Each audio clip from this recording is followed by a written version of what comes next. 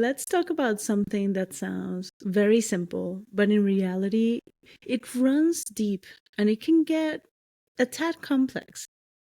Today, in this episode, we're going to be talking about identity, but not in the who am I sense that we were taught. Because we're not going to talk about job titles or aesthetics or what your latest personality test scored you highest on. We're going to talk about identity more in the sense of who am I becoming? And most importantly, what am I allowed to leave behind? Because we have been sold this story that our real self is somewhere out there in the ether, waiting to be found. Like we're just one retreat, one breakup, one cave of wonders away from unlocking that final version of us that fucking rocks. But here is the truth that I've been kind of chewing on since I decided I wanted to do an episode on identity, and that is that maybe we don't find ourselves. Maybe we build ourselves, you know? And more accurately, we're not building, rather we are rebuilding, remixing, and remembering ourselves. Because we gotta take into consideration a lot of things that have happened to us, right? Who we were before the world told us who to be, the parts that we've picked up for survival or adaptation, including those versions of us that we've tried on just to see if we could feel a little more safe, loved, smart. But in those things, in those moments, in all of those little pieces of us, is a big magic. Because when we see all of these things as a whole, we can tap into the magic of choosing. We get to choose who we want to be today. Even if it looks different from who you were last year, even if it looks different from who you were yesterday, even if it looks different from who you thought you would be today. And so that is where we are going today. Hey there. Welcome to the Genies Project, a space where transformation is about becoming, not performing. Because self-development isn't about fixing yourself. It's about freeing yourself. Freeing yourself from expectations that don't fit, from stories that were never yours to carry, from rules that keep you from living fully, unapologetically like yourself. Each week, you'll hear real conversations, practical tools, and unfiltered truths, all designed to make self-growth feel natural and not like another impossible standard. This isn't just another self-help podcast. It's a movement, a space where we stop waiting for permission and start living life our way. So, why wait for 3 wishes when you can start freeing your genie one step at a time? Let's go.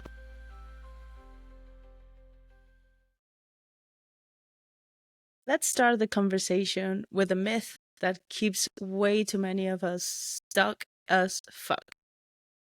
The myth that one day, someone or something will hand us our identity.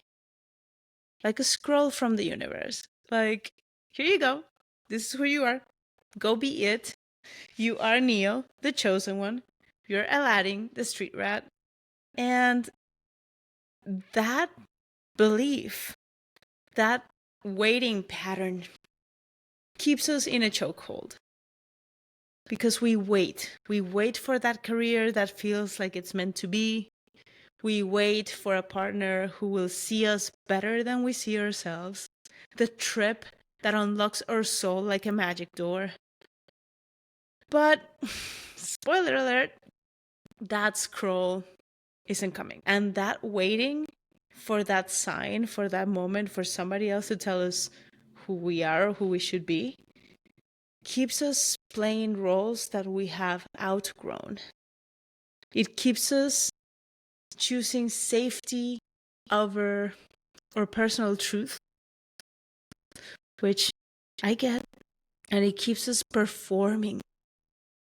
It keeps us in this stage, in this theater, hoping that somebody else will reflect back to us who we are meant to be. And I say meant to be in quote marks because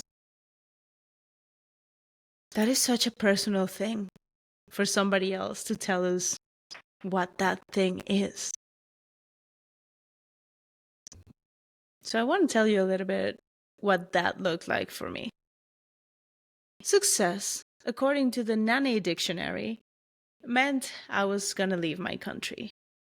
It meant that I was going to move somewhere where they spoke English. It meant that I was going to go to school forever, collecting degrees like Pokemon, marrying by 25, happily ever after, with a syllabus, a prince charming, and a dream.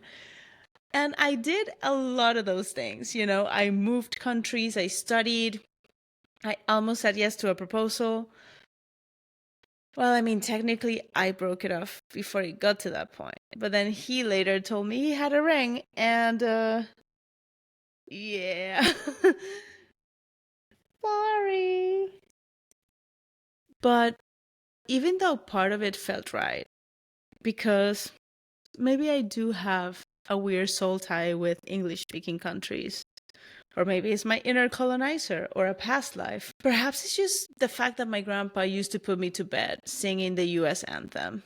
Honestly, it could be all of these reasons.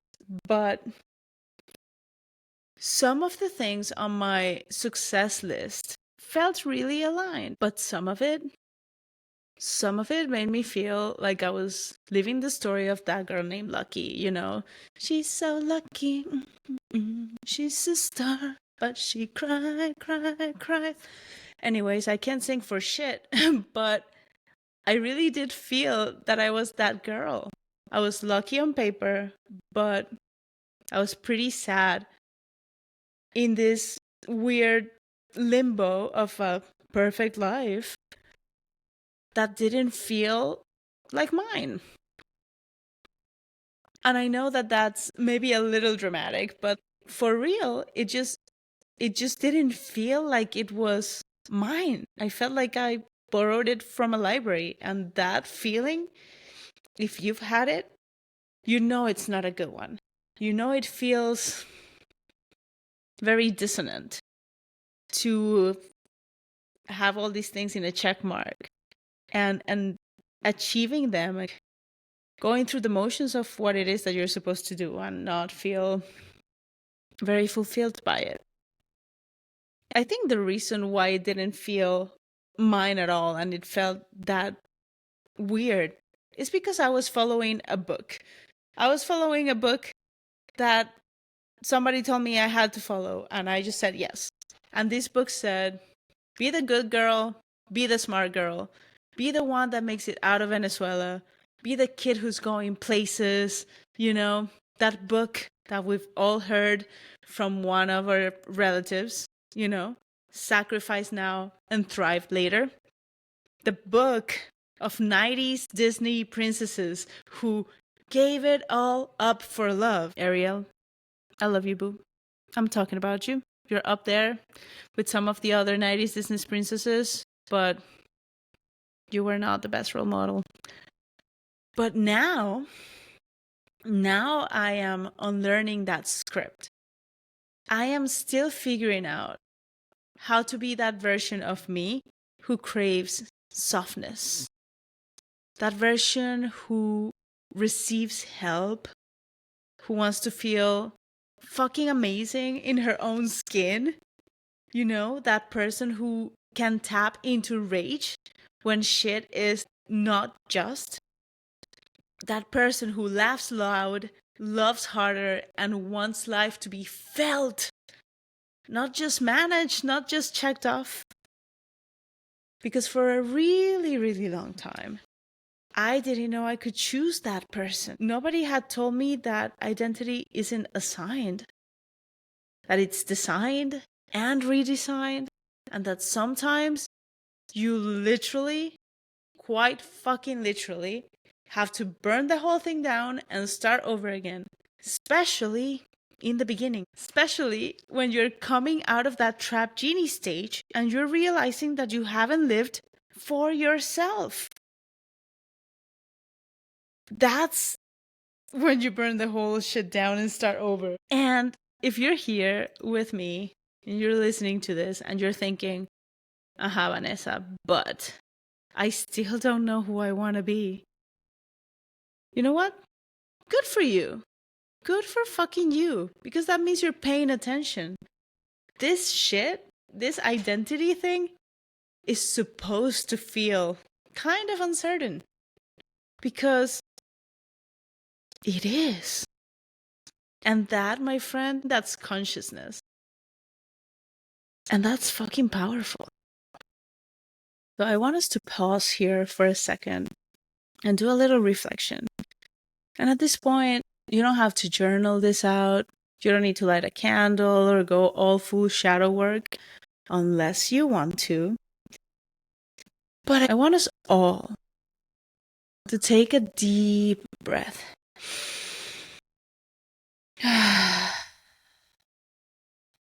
And ask yourself the following questions. When did you start shaping yourself around what other people responded to?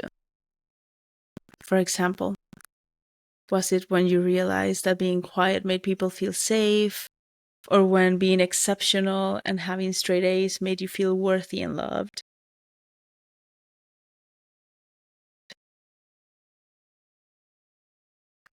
What parts of you got the most applause, the most praise, the most safety? Was it the one that always had it together? The one who stayed strong? The one who smiled even when it hurt?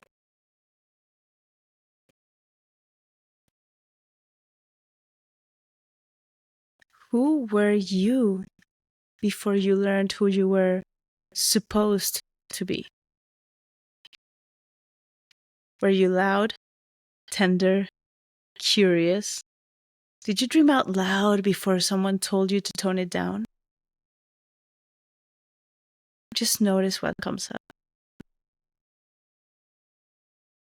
Because you don't have to get it all right or figure it all out today. But you do have the chance to ask these questions. And if parts of your life feel borrowed instead of chosen, that doesn't mean you're lost. It just means you're waking up. And from that waking up comes the real shift. Because knowing that your identity can be questioned means that you're already powerful enough to choose what you want it to be. Here's the thing though. Your identity is not a destination. That shit is not a personality quiz or a brand you build. Your identity is a design. Actually, it might be more than that. Your identity might be more like an ecosystem.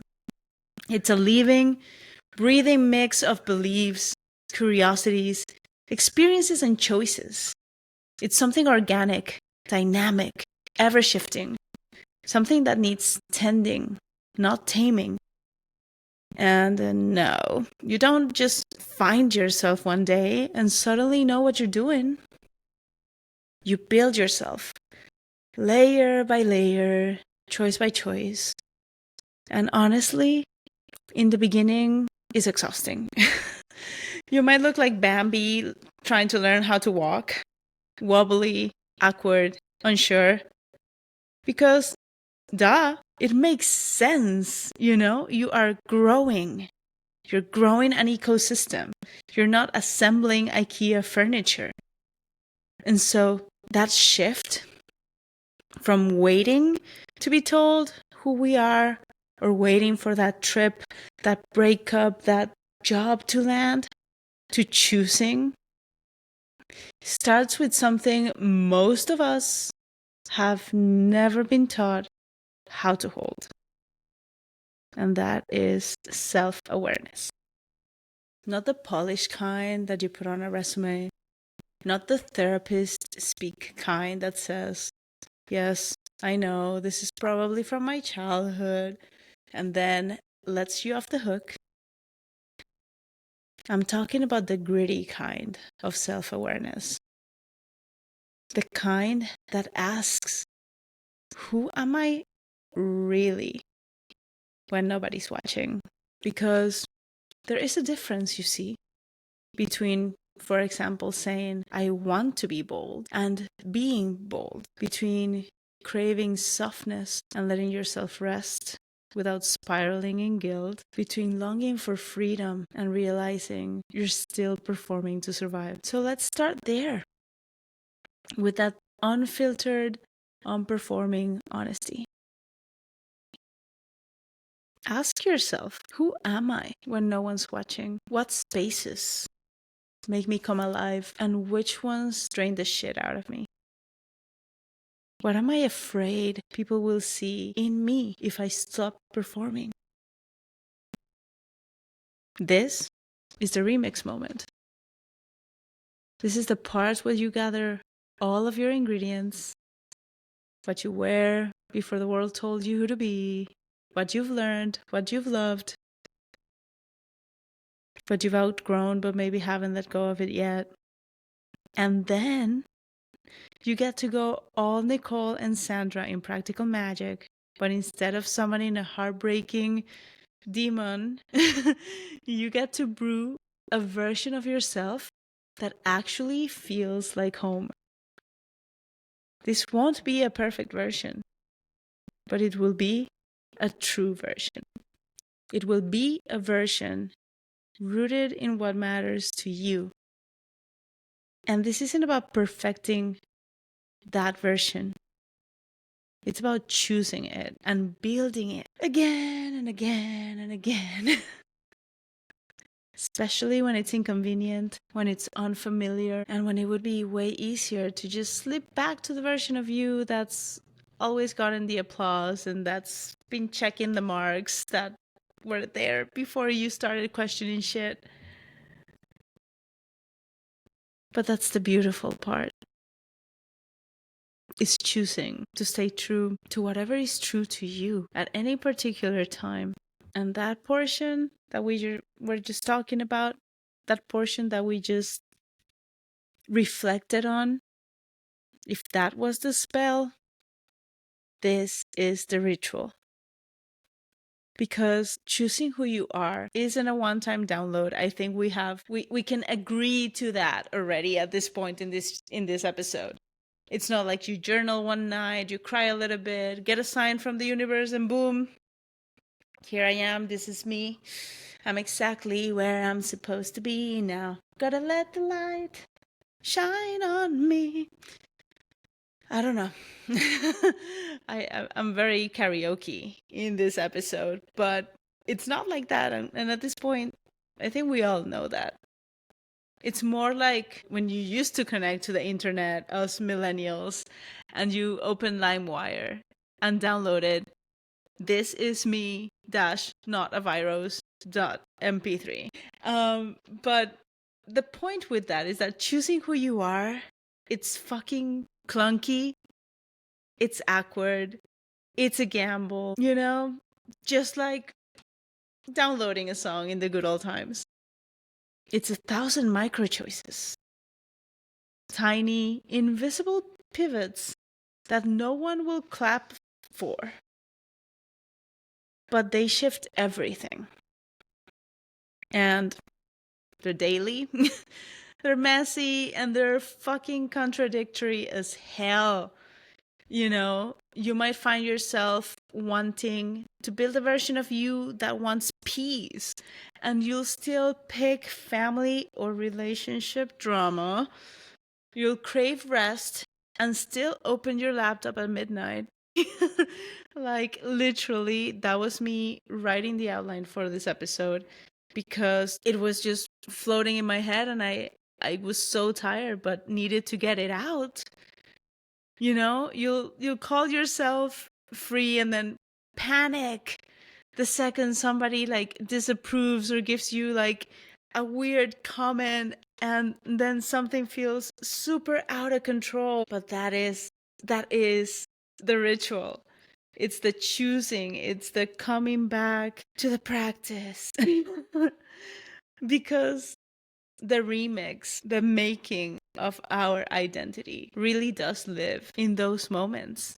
The remix, the rebuilding, the remembering lives in saying no when you're used to being the easy one, the accommodating one, the yeah, sure, whatever works. It's saying yes to rest, even when your inner voice tells you that resting is for lazy people or indulgent or unsafe.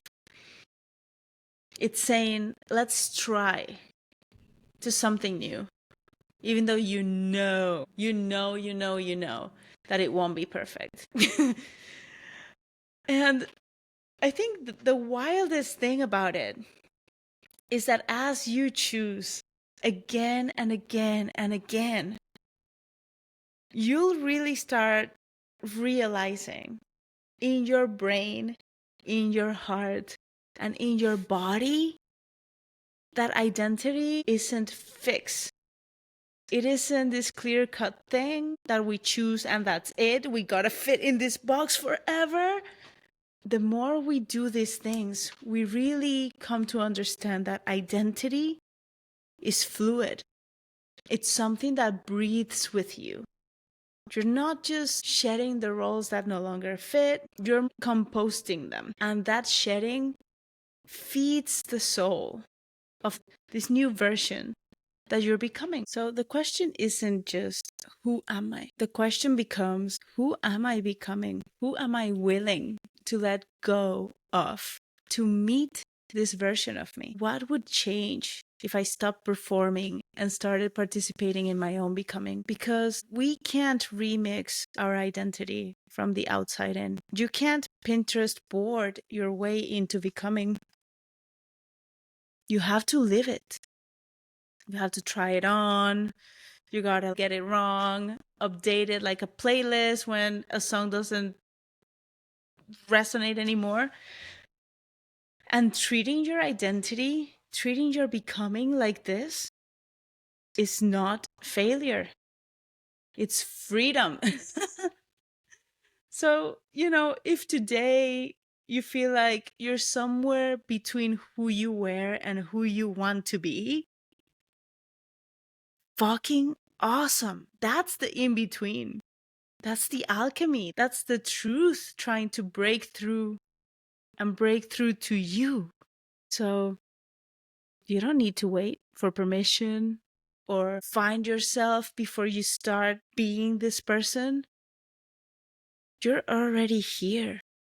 You are in a constant state of becoming and evolving. And the magic thing is that you're already worth it. You're already allowed. Becoming isn't about being perfect and getting it right. Stepping into your identity, building your identity, is about being brave enough to experiment, to ask questions, to unchoose what doesn't fit anymore. So if today, if this podcast, if this moment is the moment you stop waiting and start choosing and start remixing, that is enough. Before we go, I'm going to leave you with this.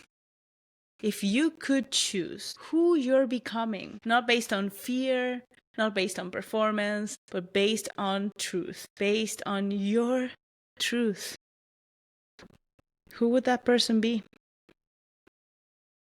And what's one small, almost invisible choice that you can make today that reflects who you're becoming? And just sit with that. There's no pressure to act today.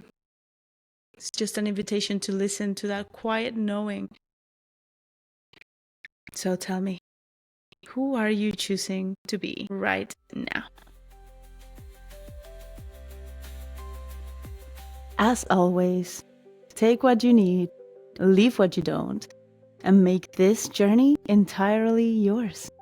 If something in this episode resonated, please let me know.